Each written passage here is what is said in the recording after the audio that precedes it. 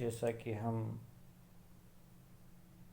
औपचारिक अनौपचारिक संगठन के बारे में चर्चा कर रहे थे, जब संगठन का निर्माण हो गया उसके बाद में प्रथम संगठन की जो रचना है या सांगठनिक दृष्टि से कार्य रूप में संगठन काम करता है, उस दृष्टि से पहला जो चैप्टर आता है सांगठनिक सिद्धांतों का वो है पद सोपान हायरार्की। पद सोपान चूँकि अपने आप में एक अलग सिद्धांत है, हायरार्की श्रेणीबद्ध प्रशासन,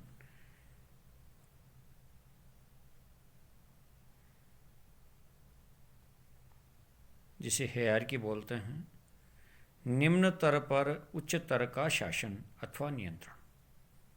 तात्पर्य उच्च अधिकारी का निम्न अधिकारी कर्मचारियों पर शासन या नियंत्रण, यानी निम्नतर पर उच्चतर का शासन अथवा नियंत्रण पद सोपान या हायरार्की कहलाता है। प्रत्येक उच्च अधिकारी अपने तात्कालिक अधीनस्थ कर्मचारी को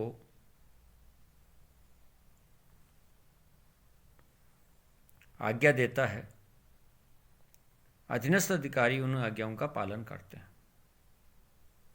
इसका तात्पर्य हुआ कि प्रत्येक उच्च अधिकारी या जो संगठन में निम्न अधिकारी हैं, अधीनस्थ अधिकारी हैं, मातहत अधिकारी हैं, वो आज्ञा का पालन करते हैं, उच्च अधिकारी की आज्ञा का।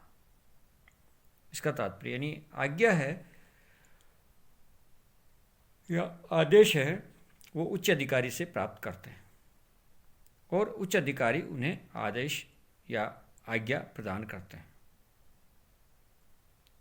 पद सोपान का अर्थ क्रमिक संगठन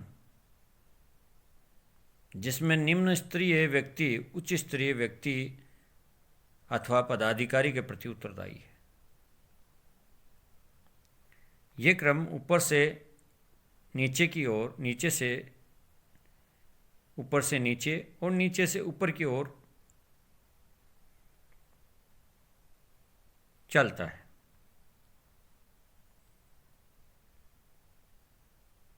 एल.डी. वाइट ने बताया पद सोपान संगठन के ढांचे में ऊपर से लेकर नीचे तक उत्तरदायित्व के अनेक सोपानों द्वारा उच्च अधिकारी या उच्च अथवा अधीनस्थ संबंधों का सार्वभौमिक प्रयोग ही है।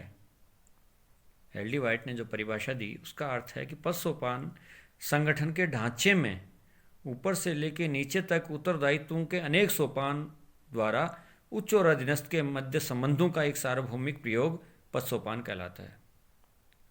अर्थात पद सोपान निम्न तथा उच्च व्यक्तियों का श्रेणीबद्ध रूप में एक व्यवस्थित संगठन है। अर्लाथम जिन्होंने पद सोपान को स्पष्ट रूप से परिभाषित करने की प्रयास किया, पद सोपान निम्न तथा उच्च व्यक्तियों का श्रेणीबद्ध श्रेणीवार एक क्रमिक संगठन के नाते एक व्यवस्थित संगठन है जिसे हम पद सोपान कहते हैं। जैसा कि पद सोपान में उचित माध्यम से कार्य होता है, थ्रू प्रॉपर चैनल, यानी कोई भी व्यक्ति सीधे मध्यस्थ अधिकारी की अवहेलना कर उच्च अधिकारी से संपर्क नहीं कर सकता। ये उचित मार्ग नहीं है, इसलिए कोई भी कार्य है नीचे से फाइल से ऊपर जाती है। कहीं भी किसी भी कार्यालय में हम जाते हैं तो हमें आपका आवेदन संबंधित डीलिंग कर्मचारी या बाबू है, लिपिक है, उससे संपर्क करना पड़ेगा। उसके पश्चात वो ऊपर उसकी पत्रावली जाती है तो सीधा हम उस उच्च अधिकारी के पास नहीं जाते। एक प्रक्रिया स्वरूप एक उचित माध्यम के द्वारा पद सोपान में थ्रू प्रॉपर चैनल कार्य होते हैं। जैसा कि इन डायग्राम में बताया गया है कै ब ख घ चैड़ खटू ख गटू घटू चटू और घटू। ये संगठन एक तरह से पदसोपानिक हैं, जैसे सीढ़ियाँ हैं। कहीं भी हम जीना या सोपान चढ़ते हैं तो हम किसी भी सोपान का अगर उल्लंघन करेंगे तो हमें दुर्घटना होने की संभावना है। इसलिए स्टेप बाय स्टेप चढ़ते हैं हम। जीवन के अनेक उतार चढ़ाव चढ़ते हैं, उतार चढ़ाव देखते हैं जीवन में। तो यानी लोग सफलता किसको मानते हैं? जब स्टेप बाय स्टेप व्यक्ति चढ़ता है, अचानक जाता है ऊपर नीचे गिरता है। इसलिए पद सोपान की जो प्रणाली है उसमें कहा कि पद सोपान स्टेप बाय स्टेप उचित माध्यम से ही कार्य करेंगे, किसी का उल्लंघन नहीं करते। जैसा कि पद सोपान का जो संगठन है, पुलिस प्रशासन में डीजीपी सबसे बड़ा प्रशासनिक अधिकारी होता है पुलिस विभाग में। उसके बाद में IG, DIG, SP, DYSP, additional SP, CI, inspector, head constable और कांस्टेबल। ये एक पुलिस प्रशासन का पद सोपानिक प्रणाली है। Constable, head constable, inspector, constable पर हेड कांस्टेबल, आरक्षी पर मुख्य आरक्षी, निरीक्षक,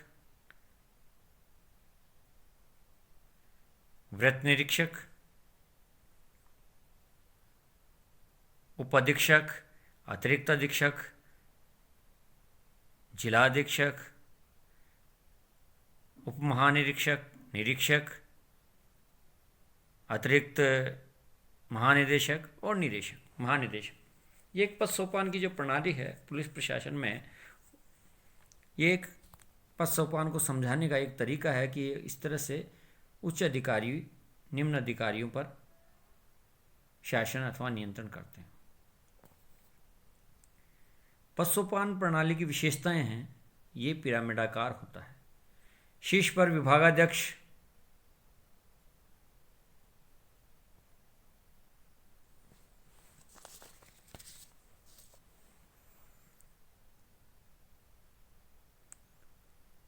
सब शक्ति का अधिष्ठाता होता है।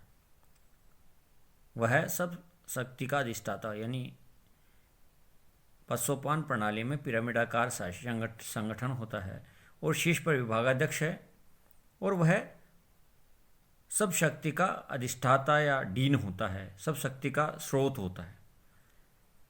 इसकी रचना और कार्य छोटे छोटे स्तरों और उपस्तरों में विभाजित है।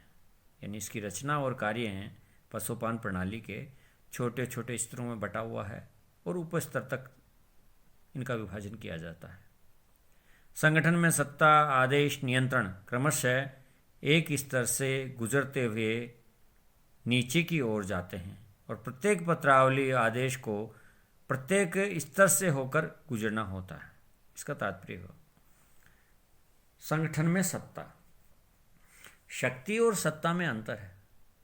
शक्ति कोई भी शक्ति होती है, बल की, धन की, शासन की, किंतु सत्ता जो कानूनी वैद्य सत्ता है या कानूनी शक्ति का कानूनी प्रारूप है, वो सत्ता कहलाती। आदेश देना और नियंत्रण क्रमशः एक स्तर से गुजरते हुए नीचे के ओर जाते हैं। प्रत्येक पत्रावली आदेश को प्रत्येक स्तर से होकर गुजरना होता है।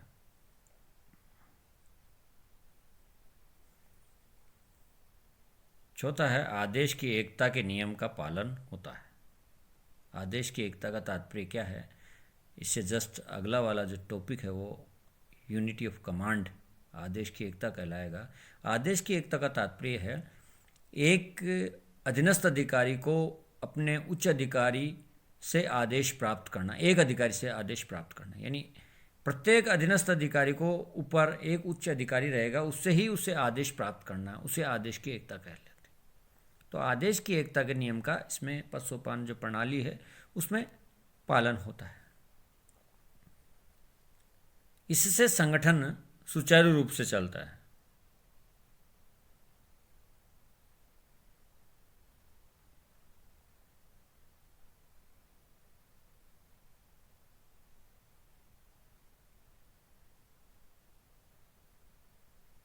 एकीकृत व्यवस्था जो एक कड़ी दूसरी कड़ी से जुड़ी हुई श्रेणीबद्ध होनी चाहिए।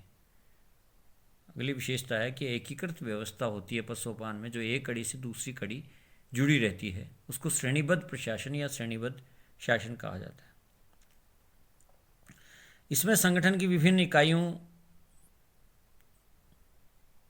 के कार्य परस्पर समन्वय और सामंजस्य बना रहता है।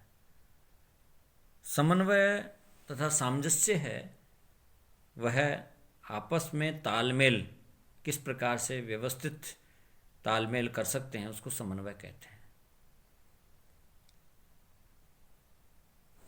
पशुपालन प्रणाली के आधार कार्य आधारित पशुपालन, प्रतिष्ठा आधारित पशुपालन कह सकते हैं, कुशलताओं के आधारित पशुपालन, वेतन आधारित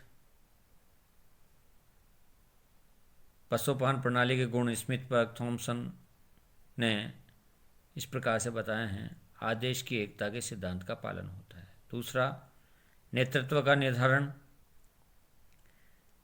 तीसरा,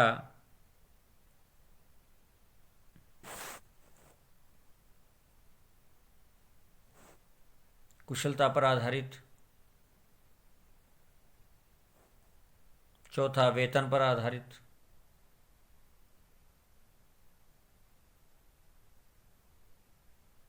आदेश की एकता, जैसा कि गुण साइमन स्मिथ और थॉमसन ने कार्य बताया कि आदेश की एकता के सिद्धांत का इसमें पालन होता है। नेतृत्व का निर्धारण किया जाता है। समग्रीकरण या एकीकृत उचित मार्ग द्वारा कार्य, उत्तरदायित्व का प्रत्यायोजन, प्रशासन में सूचना माध्यम का कार्य, समन्वय और दोष जो निम्नलिखित किए जा सकते हैं। कार्य में विलंब होता है, लाल फीताशाही से ग्रस्त नौकरशाही के कारण कार्य में विलंब होता है। कार्य में देरी होना, पशुओं के प्रत्येक स्तर पर फाइल प्रत्येक स्तर होकर जाती है, इसलिए कार्य में विलंब होता है। लाल फीताशाही या नौकरशाही को बहाना मिल जाता है और ये देरी करते हैं। औपचारिक संबंधों पर आधारित होता है, जैसे कि 1950 की पर्ल हार्बर की घटना है, वो इसी प्रकार की पशुपालन प्रणाली के कारण ही पर्ल हार्बर की जो घटना है वो हुई।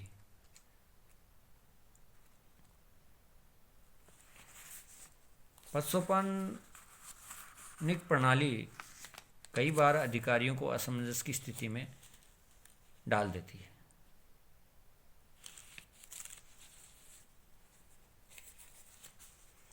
उन्नीस 1950 में पर्ल हार्बर की भीषण दुर्घटना हुई। इस विषय में कहा जाता है कि अमेरिका के बेड़े के सर्वोच्च सेनापति को जापानी सेना की गतिविधियों की सूचना तो जापानी आक्रमण से पहले ही मिल गई थी, किंतु वह सूचना उचित माध्यम के न होने के कारण सेनापति ने उसके संबंध में कोई आवश्यक कार्रवाई नहीं की। यानी उचित माध्यम से सूचना नहीं मिलने के कारण उसकी वेरिफिकेशन नहीं हो सका, इसलिए पर्ल हार्बर की घटना द्वितीय विश्व युद्ध में हुई। इस प्रकार पशुपालन जो प्रणाली है उसको दोषों को दूर करने के लिए उर्विक का कथन है कि प्रत्येक संगठन में पशुपालनवत व्यवस्था ठीक उसी प्रकार आवश्यक है जिस प्रकार घर में नाली, परंतु इस माध्यम से आमतौर पर संचार के एकमात्र माध्यम के रूप में प्रयोग में लाना उसी प्रकार अनावश्यक है जिस प्रकार नाली में समय व्यतीत करना।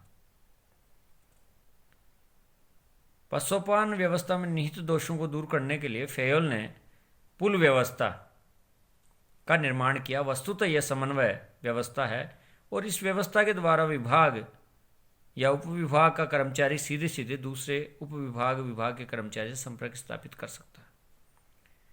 पुल दो प्रकार से किसी भी प्रकार का हो सकता है, आड़ा तिरछा, जैसा कि डायग्राम में दिखाया गया है, बी और एफ।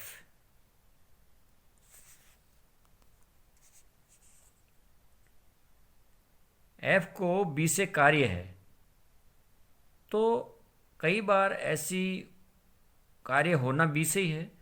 कई बार उनको स्थिति आती है कि डी से संपर्क करूंगा तो वो बहुत टाइम हो जाएगा, विलंब हो जाएगा, इसलिए उसने एफ ने सीधा बी से संपर्क स्थापित किया। इसी प्रकार जी से सी का संबंध है, तो पहले बी से संपर्क करेगा और सी से संबंध करेगा। नहीं तो ऐसे तो पद के आधार पर जी पहले एफ से करेगा, फिर वह डी को जाएगा, फिर बी को कहेगा, बी फिर बराबर वाले सी को संपर्क करेगा। इस माध्यम से जी है सीधा बी से संपर्क करता है ताकि वो सी से संपर्क स्थापित हो सके। इस तरह प्रणाली पद प्रणाली है। इस प्रकार से फेयोल ने पुल व्यवस्था किसी विशेष परिस्थितियों में लागू होती है, हमेशा के लिए कोई भी कार्य उचित माध्यम से ही कार्य संपन्न होना है, किंतु विशेष परिस्थितियों में अगर कार्य है किसी भी आवश्यक विलंब के लिए, जैसे पर्ल हार्बर वाली घटना है, तो आवश्यक विलंब नहीं हो जाए इसलिए वो सीधा अधिकारी से संपर्क कर सकता है ताकि उसकी अनुमति मिलकर वह कार्य क्रियान्वयन किया जा सकता है। क्योंकि इसको हर दशा में लागू करने से पद का कोई संबंध का अर्थ ही नहीं रह जाता। इसे उदाहरण द्वारा इस प्रकार समझा जा सकता है कि जिलाधीश कभी सीधे रेवेन्यू इंस्पेक्टर से संपर्क स्थापित कर सकता है। वह किन्हीं परिस्थितियों में जिले में स्थित स्कूल के उपजिला शिक्षा अधिकारी से संपर्क कर सकता है। ब्रिटिश प्रशासन में एक कथा प्रचलित है और विषय अधिक स्पष्ट समझ में आ जाएगा पद सोपान प्रणाली का कि 1920 से 1930 सर विलियम जॉनसन हिक्स गृह मंत्री होते थे। उनकी आदत है कि वह स्थायी अवर सचिव सर जॉन एंडरसन की उपेक्षा करके पुलिस मामलों में सहायक सचिव एएल डिक्सन से सीधा संपर्क स्थापित कर लेते थे, जबकि पद सोपान प्रणाली में जो गृह मंत्री थे वह स्थायी अवर सचिव सर जॉन एंडरसन से संपर्क स्थापित करके फिर एएल डिक्सन तक संपर्क स्थापित करके सूचना लेनी चाहिए, किंतु उनकी आदत थी कि वह जॉन एंडरसन की उपेक्षा करते थे। तथापि जो गृह मंत्री डिक्सन थे, प्रत्येक बार मंत्री से भेंट करने के पश्चात सर जॉन एंडरसन से को भेंट के समय होने वाली चर्चा की पूरी जानकारी देते थे।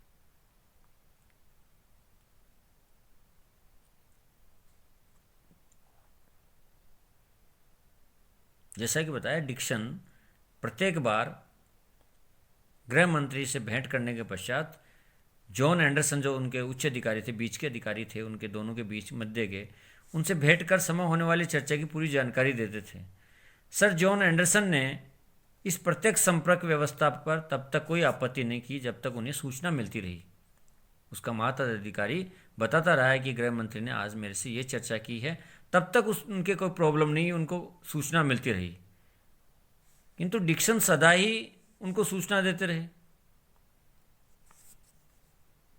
अतः पदसोपान सिद्धांत के विपरीत होने पर भी इस व्यवस्था में कोई कठिनाई उत्पन्न नहीं, क्योंकि उनमें समन्वय था, सामंजस्य था। जो भी चर्चा गृह मंत्री से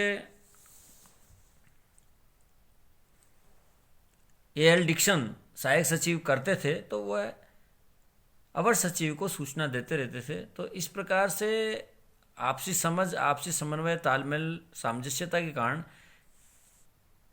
इस ऐसी ब्रिटिश प्रशासन की जो ये स्पष्ट हो जाती है पदसोपान प्रणाली को, किससे संगठन को या अन्य किसी को नुकसान नहीं हुआ।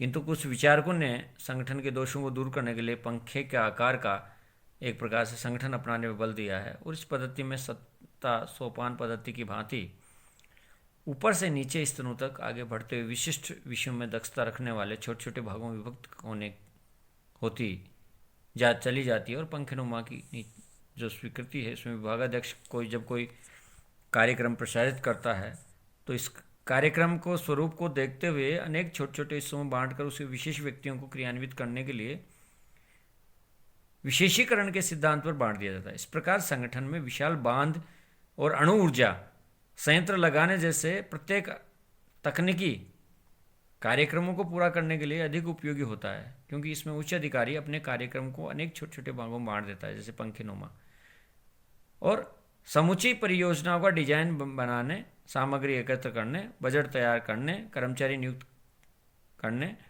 आदि के निश्चित कार्यों को करते हुए इसमें एक अधिकारी अपने विभिन्न कार्यों के लिए केवल मात्र एक उच्च अधिकारी के प्रति उत्तरदायी नहीं होता। ये व्यवस्था तकनीकी कार्यों में ही उपयोगी है, किंतु सरकार द्वारा किए जाने वाले आर्थिक सामाजिक कार्यों में विशेष महत्व नहीं रखती। इसलिए संक्षेप में पदसोपान